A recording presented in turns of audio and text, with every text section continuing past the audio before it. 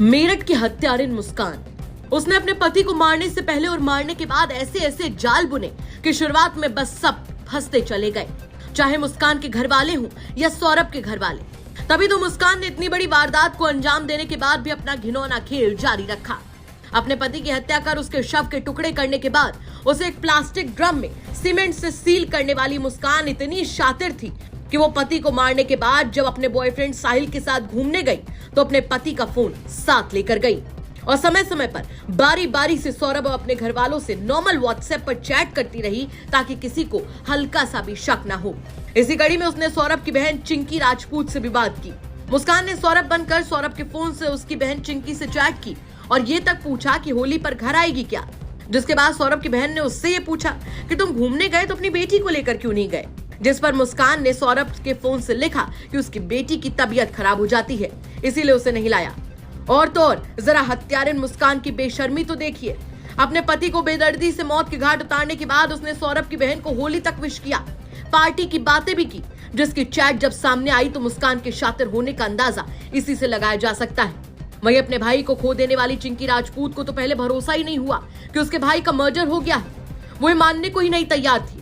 और तो और उनका ये भी आरोप है कि मुस्कान पहले भी एक लड़के के साथ घर से भाग चुकी है। मैं बताना चाहूँगी, मुझे कल शाम को मेरी मम्मी का फ़ोन आया और उन्होंने मुझे ये बोला कि मेरे छोटे भाई का मर्डर हो गया है। तो मैंने अपनी मम्मी को ये कहा कि मैं पहुँच रही हूँ, आप घबराओ मत, ऐसा कुछ भी नहीं हुआ। तो इतनी मतलब जैसी मैं पहुँची हूँ और मुझे बस मेरी मम्मी ने ये बोला कि तू सीधा थाना आने के मतलब थाना पहुंचने के बाद मुझे बस यही समझ आया कि अब तो इन्होंने जो करना था वो कर दिया, क्योंकि उस लड़की का पहले से ही अफेयर था। वो अपने घर से पहले ही एक बार भाग चुकी थी और 5 दिन से गायब थी, जो कि मेरा छोटा भाई मेरे घर पे था, पेपर देने के लिए आया हुआ था।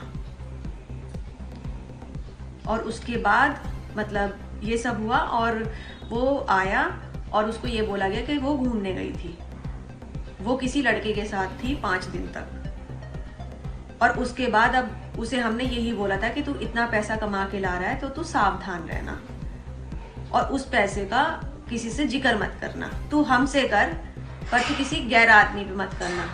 और पता नहीं उसे कैसे बहला फुसला के पूरा का पूरा पैसा है उन्होंने हड़प लिया। आपको बता दें कि मेरठ के रहने वाले सौरभ राजपूत लगभग 10 साल पहले मास्टर कॉलोनी की रहने वाली मुस्कान से मिले। दोनों में प्यार हुआ और 2016 में दोनों ने लव मैरिज कर ली, जिसके बाद सौरभ नौकरी के लिए लंदन गए और मुस्कान का अफेयर साहिल शुक्ला से हो गया और उसी के साथ मिलकर 4 मार्च की रात मुस्कान ने सौरभ की हत्या कर दी। हत्या करने के बाद दोनों ने मिलकर शव के टुकड़े किए और शव के टुकड़े एक प्लास्टिक के ड्रम में डाल दिए। बताया जा रहा है कि हत्या की प्लानिंग पहले से थी। तभी साहिल एक सीमेंट का बैग लेकर मुस्कान के घर पहुंचा था और फिर सीमेंट को पानी में घोलकर ड्रम में भर दिया गया। सूत्रों की माने तो मुस्कान और साहिल नशे के लिए ड्रग्स भी लेते थे। फिलहाल इस मामले को जानकर हर किसी की रूह कांप गई है।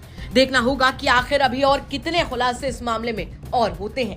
वैसे आप क्या कहेंगे इस खबर पर कमेंट करके जरूर बताएं। अगर आप हमारा वीडियो YouTube पर देख रहे हैं तो चैनल को सब्सक्राइब करें और बेल आइकन को दबाएं। यदि आप हमारा वीडियो Facebook पर देख रहे हैं तो पेज को लाइक और फॉलो करें। धन्यवाद।